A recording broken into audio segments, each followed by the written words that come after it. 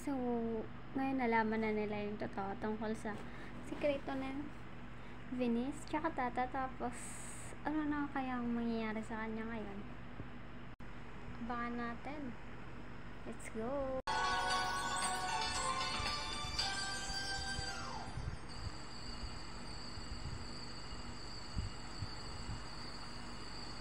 What? Are you kidding me? Ginawa ka na lang nilang restaurant manager? Eh, anong sasabihin ng mga staff mo sa'yo? For sure, pagtatawanan ka nila. Well, I have no choice, love. Galit na sila Sir Goff sa akin.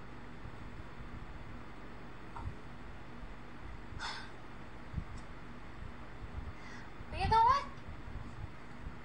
On the brighter side, at least hindi ka nila dinisown. Ang gawin mo na lang galingan mo na lang.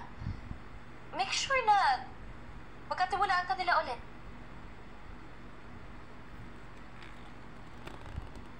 Kakayanin ko yan. Kasi nandito ka.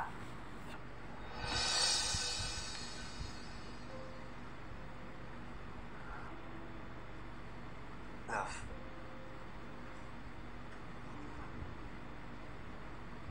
Gagawin ko ang lahat para ipaglaban ka.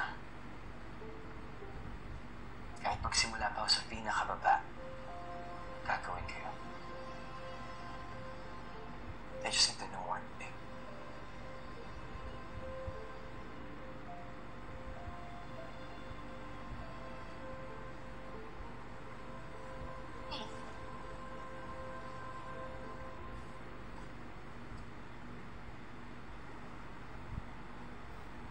Gusto ko lang makasigurado. Ako lang ang nasa buhay mo. Na walang ibang lalaki dyan sa puso.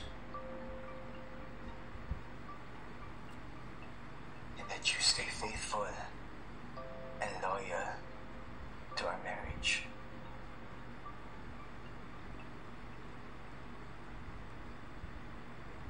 Of course. Ikaw lang mahal ko, Francis. If you think na may ginawa ko sa Bali, wala, I was loyal. I just needed time for myself. Pero mahal na mahal kita.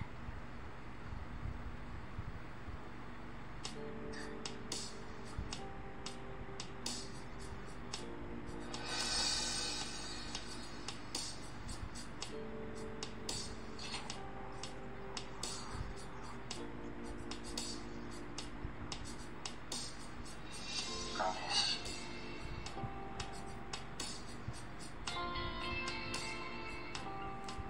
Promise.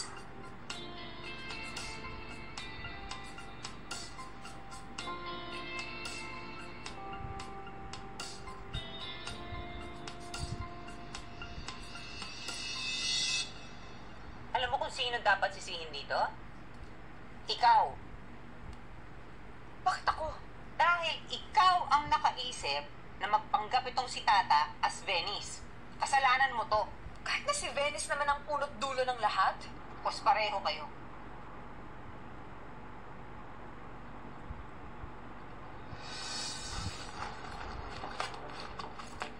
Oh my God! Oh my God, where is it? Ano na naman to, Sugar, ha? Aligaga ka na naman! Mom! Yung tablet ko naiwan ko kay La Francis! Games. Good for food games. Yeah! Game! Pink!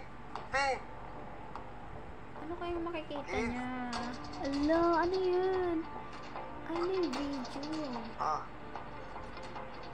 Francis, if you're watching this, it's over. I'm done with this marriage. Ate Kaya ko na Denise? mahanapin pa kasi hindi na ako babalik.